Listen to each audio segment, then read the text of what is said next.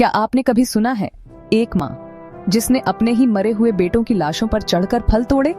ये कोई मनगढ़ंत कहानी नहीं है, बल्कि महाभारत के बाद घटा एक ऐसा सत्य जो आज भी इंसान के भीतर छुपे शोक, क्रोध और पश्चाताप की गहराई को दिखाता है।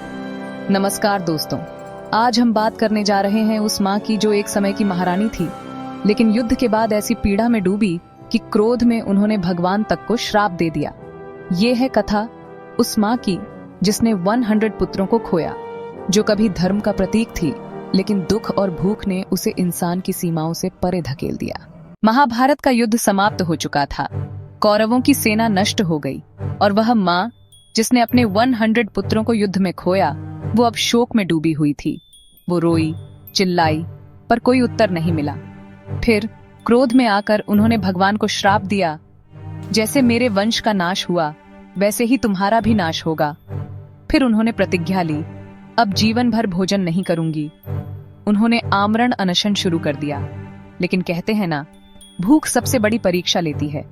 कुछ दिन बाद जब भूख असहनीय हो गई तो उन्होंने वो किया जो कोई सोच भी नहीं सकता।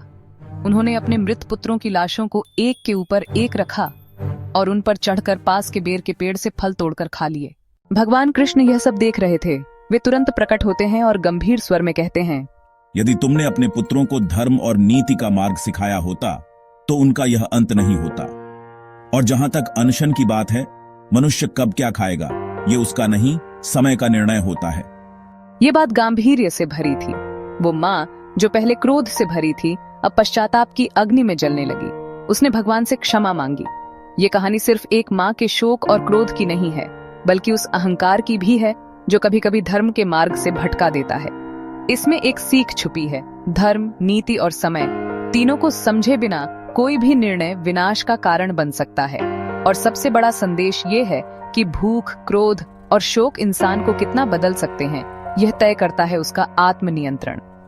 अगर ये कहानी आपके मन को छू गई हो तो वीडियो को लाइक करें, कमेंट में लिखें जय श्री कृष्ण और सब्सक्राइब करें ऐसे ही और गूढ़ पौराणिक प्रसंगों के लिए।